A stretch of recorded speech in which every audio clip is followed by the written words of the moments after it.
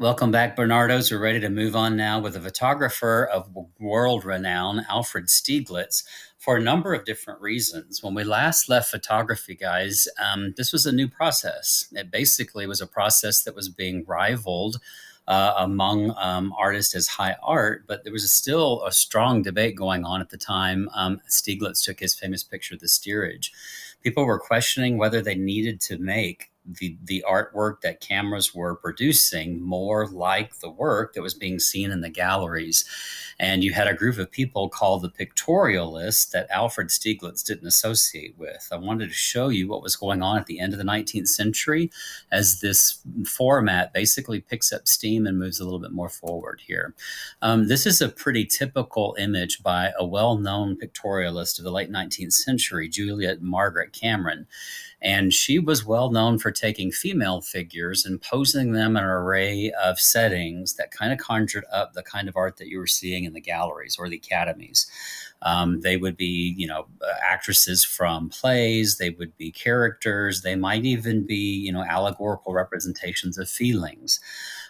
They usually featured figures whose images had been smudged out using things like Vaseline on the actual lens or other processes that were done once the negative made it back to studio. Some artists actually even scratched their negatives to make the artwork look, or the photograph look, like it had been painted with brushstrokes. And they were really equally ready to exhibit this kind of artwork as high art. So essentially, you had that kind of thinking going on. Perhaps photography could be something, on the level of high art if you manipulated or modified the images that you were taking. Now, make no mistake, people are using photography as a tool. The Impressionists had used it. We've seen photographic croppings in a lot of their compositions where people are in and half out of the frame. But this big debate is going on at the time, and it seems like Stieglitz is going to be the next verse in that story about how that modern invention can stand on its own. One of the most famous images you'll see here in just a second, I wanted to show you some more pictorialism. Here, guys, I don't know if you recognize this artist. That's Auguste Rodin being photographed in front of his famous work, The Thinker. In the background, we have a typical pictorialist treatment where two negatives are kind of put together. Gives you the sense that he's lost in thought with this thing, moving around him.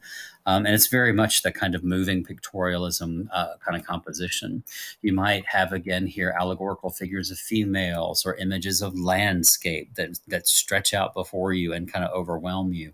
So pictorialism is very much suited in the 19th century for trying to be something that was approvable by the academies. The lady that I was about to mention here before I got distracted, Gertrude Casimir, she shows up in all of the textbooks as the typical pictorialist. And in this composition, she shows this young, small schoolgirl with her mother on her way off to school. And mother seems to be leaning over, whispering the phrase, "Blessed art thou among women." Now, that phrase, of course, is the same phrase that the angel Gabriel utters into the ear of the Virgin Mary when she has just found out that she's going to give birth to the Christ child. So there's all this connotation of like a history painting or a religious painting. Casimir basically has only left clear the image around the little girl, and everything else is kind of fuzzed as if we're seeing a vision or a dream around the central figure. So they're alluring and interesting, but they really allow the artist a lot of opportunity to manipulate what originally was on the actual negative. By this time, too, Kodak has come out with a new camera that's basically available to anybody at a really relatively cheap cost.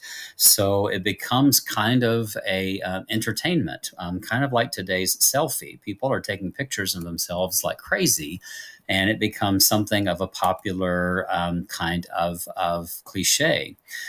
People are saying that kids can even do this for themselves. And here you can see people kind of craning their necks as they look down in the viewfinder and look forward with the lens of the actual camera. So this was beginning to almost democratize photography and make it something that was more a pastime.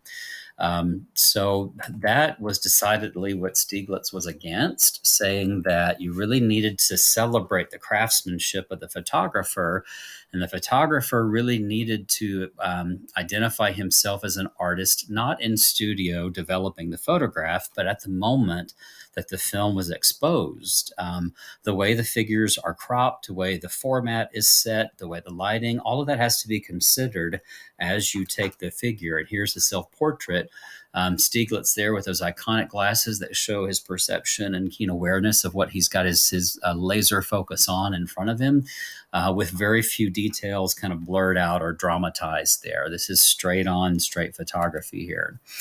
For this picture, for example, which is similar to your format for steerage, I wanted you to see this the situation in New York City here on Fifth Avenue. Fifth Avenue, very, very busy city here in front of a train station.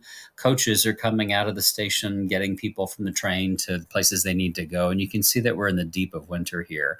Stieglitz waited 3 hours for this particular shot to emerge in front of him. And it becomes the moment where he realizes great compositions are all around you if you just know when and where to look for them. So he enjoyed this as one of his first like super works. People didn't understand at the time what he was trying to do. It simply looked like a really cold winter street, but you can begin to see the city's escape behind this figure becomes kind of almost like an abstract composition. The darkness of the carriage really stands out against the whiteness of the snow, and you can kind of begin to see he's struggling with those ideas of composition at the moment that he takes the picture rather than afterwards. So here's a similar scene from about the same time period, the terminal. The steam that you're seeing there is not added after the fact. That's actually coming off the horses as they've been pulling these very heavy carriages all through the winter snow. So those atmospheric effects that other people were adding in, Stieglitz argued they were there. You just had to capture them for yourself and not modulate your negatives afterwards. So that's really where the steerage fits in. It is an unmodulated photograph that Stieglitz took on one of his many voyages. You guys read about this in the Khan Academy. He's having a little trouble at home and decided that the best way was to solve the problem was to get as far away from New York and the everyday as possible with his family. He was absolutely bored to tears. But one day he's standing on the deck and he notices a composition seemingly emerging in front of him. And what you're going to see basically from this quote is that he was desperate to get the image before it changed. So basically, the quote starts here. It says, "The scene fascinated me. A round hat, the funnel leaning left, the stairway leaning right, the white drawbridge, its railing made of chain, white suspenders crossed on the back of a man below.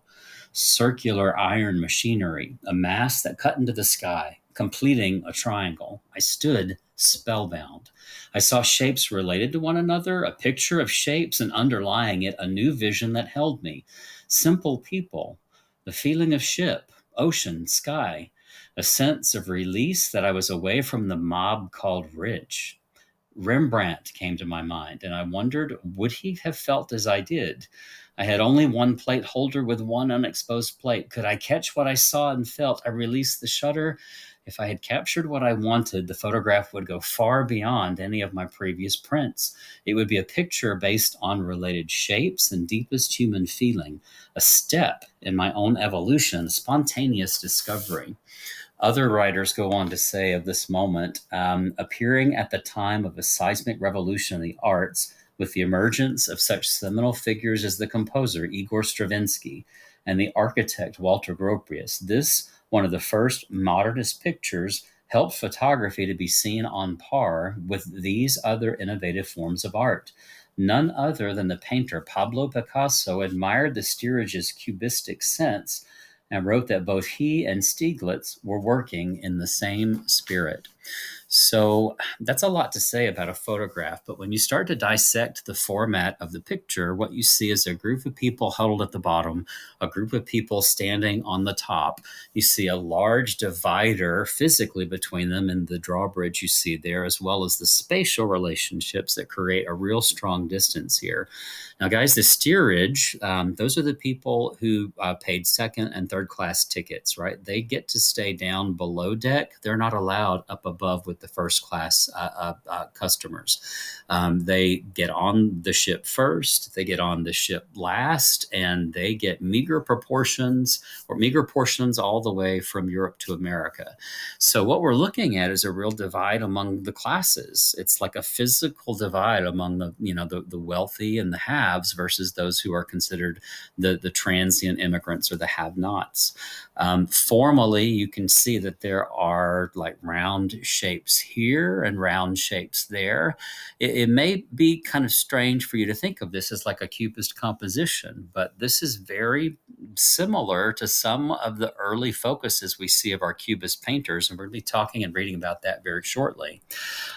This was incredibly pivotal as a new kind of photography, straight photography, meaning that you simply took the picture and did nothing to it in studio that would manipulate it or alter it away from what the photographer had crafted. So it is a completely different kind of approach, and Stieglitz is going to pass this off to many people who gather around him in his new studio at 291. I should probably say this. I double checked in the CED, the course and exam description, and saw that this was photogravure. I didn't really know what that was until I did a little bit more research. It's not photography where you're dealing with like a film negative that then prints on paper. You're basically taking the negative and exposing it to a photosensitive plate, a copper plate. And then from that, you do the acid bath etching, and then the print is actually printed from the plate, not from the negative. So this was an interesting process for me to find out about. And I tried to find some pictures that showed basically what this is. This is just another form of printmaking. And it goes along with aquatint, etching, engraving, all the things we've talked about, but it's a very different kind of process. I found this quote online. It's easy to kind of tell the difference between a photograph, which is very, very sharp, and a photogravure print, which has a kind of hazy quality to it. If this is the photogravure print, if you enlarge it like 50 times, what you're going to see is a real grainy kind of soft modeling of the colors because of the transfer process from plate to print. So it's a little bit different than just simple photography, which is a little bit sharper, a little bit clearer. And it may reflect that we're still trying to elevate photography to printmaking, which was already well on its feet by this time. You can see other compositions that might show up if we did some attribution this year, but ultimately you can imagine Stieglitz, based on what I've told you, standing here waiting and waiting and waiting for the boat to move itself into position so that this particular vantage point could be shot. I am kind of struck with this particular print. The uprights of the posts that are in the foreground match the uprights of the skyscrapers in the background. And it really does kind of seamlessly tie the foreground to the background in a really interesting composition that seems like time transfixed. It's a transient moment that's been captured. And I really kind of appreciate Stieglitz for that kind of photography. So this particular piece, From My Back Window, is what it's called. Basically, he did several of these at night shots of New York City. And in the night, things seem to be even more abstract. His good friend and later wife, Georgia O'Keeffe, would paint several pictures based off of these photographs, I think, because they share the same kind of tendency toward abstraction, where the shapes of the skyscrapers reverse against the night sky, and we get a couple of atmospheric effects, but a whole lot of figural ambiguity. And we're working our way from, like literal depictions of buildings to something that's going to be more synonymous with her style later. I mentioned Georgia O'Keeffe. She and several other artists gathered around Stieglitz and kind of succeeded from the photo movement of the time, which is more into pictorialism, This is the 291 gallery on Fifth Avenue that Stieglitz organized, and it became kind of a hub of activity. 291 would be a conduit of modern art from Europe into America, because take a look at this. Here's a show of Konstantin Brancusi's sculpture that was brought from Europe to America, and it's the first time the artist will exhibit abroad. New York after World War II will become the hub of modern art, and what you're seeing right now is kind of the groundwork for that transition. Americans are going to respond to this stuff in a variety of different ways, but Stieglitz and his circle are really drawn to the modernity of what he's seeing. This is a Stieglitz photograph of a work you already know. This is Marcel Duchamp's The Fountain, 1917. Believe it or not, this work was destroyed or lost, and the one that's in the image set is actually a recreation from 1950. It's a bit of a misnomer, guys, to use the 1950 date. I mean, the College Board is trying to stick carefully to that kind of paradigm, following things through by the date of the works. But this was a revolutionary idea in the year 1917. So we're really, really lucky to have this one picture by Alfred Stieglitz of the work on display right after the show that it's famous for. The Salon of Independence had gotten together. They invited all of these artists to come and exhibit with the understanding they would reject no one. Well, they rejected this.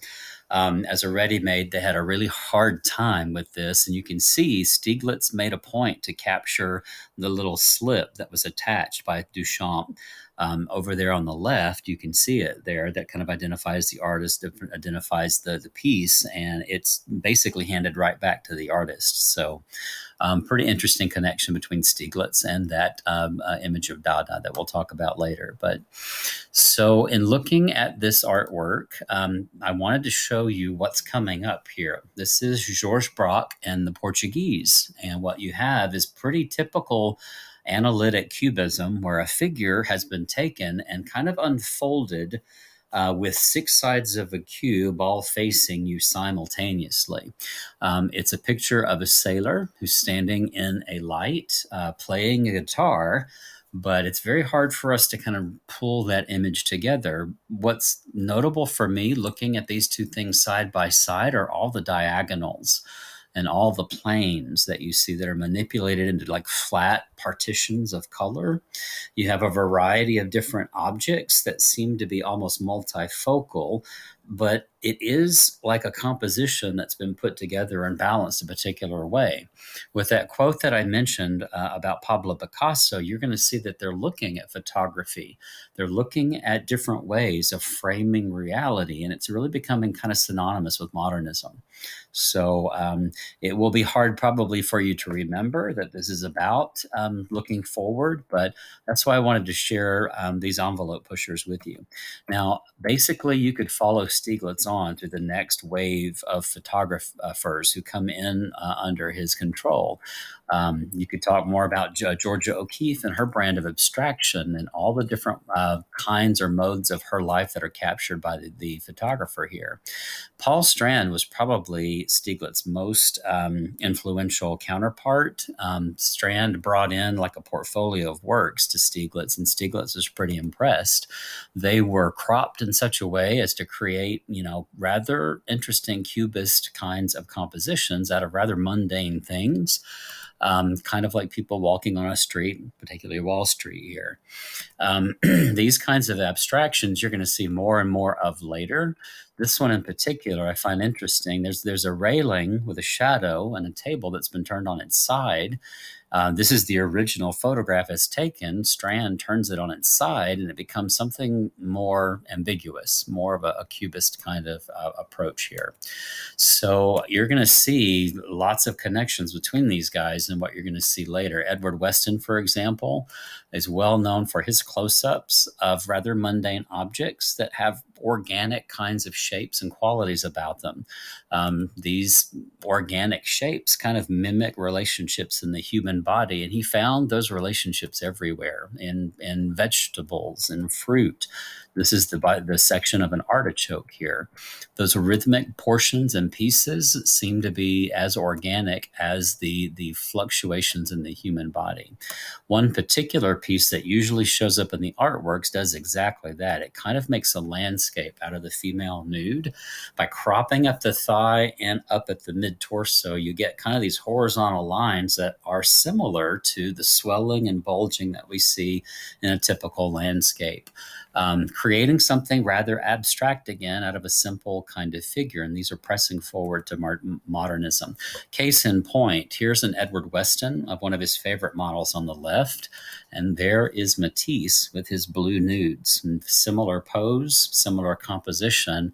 I think you can see that photography and modernism are going to go hand in hand. So we will see more of this kind of thinking a little bit later as you guys get ready to read about Picasso, Matisse, and Georges Braque. Thanks.